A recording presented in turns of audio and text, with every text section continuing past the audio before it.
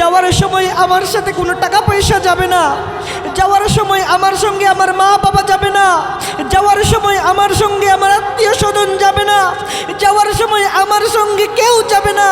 যাওয়ার সময় আমার সঙ্গে আমার বন্ধু যাবে না, যাওয়ার সময় আমার সঙ্গে আমার সাথী যাবে না, যাওয়ার সময় আমার সঙ্গে কিচ্ছু যাবে না,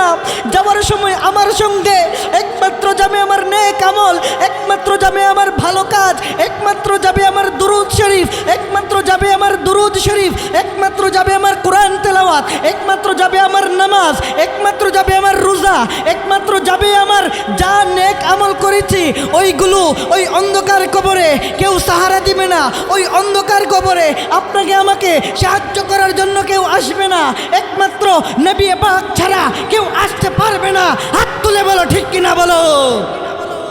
ভাইয়ের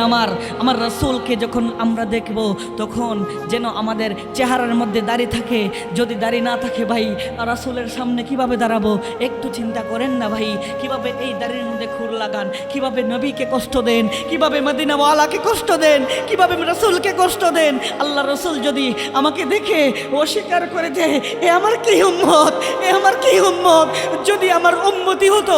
যদি আমার উম্মত হতো, আমার সুন্নত দাড়ি কোথায়, আমার সুন্নত দাড়ি কেন সাজালো না, আমার সুন্নত জুলফি কোথায়, আমার সুন্নত বাপরি কোথায়, এগুলো কোথায় গেল। যদি নবী আমাকে দেখে অস্বীকার করে দেয় এ আমার উম্মত হতে পারে না, এ আমার উম্মত হতে পারে না, একে সামনে থেকে নিয়ে যাও, তখন আমার আপনার অবস্থা কি হবে ভাই।